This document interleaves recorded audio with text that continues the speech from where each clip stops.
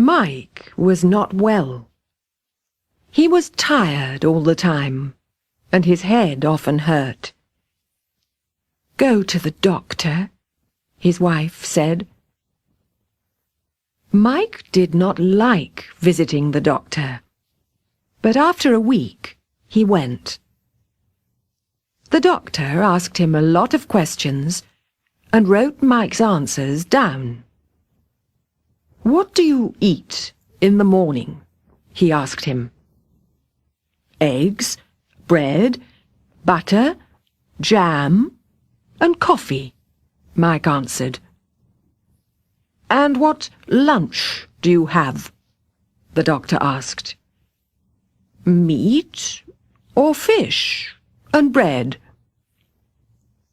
"And what do you have in the evening?" the doctor asked. "Eggs and bread." Then the doctor said, "Eat some fruit every day, and eat all the skin of the fruit. The skin is very good."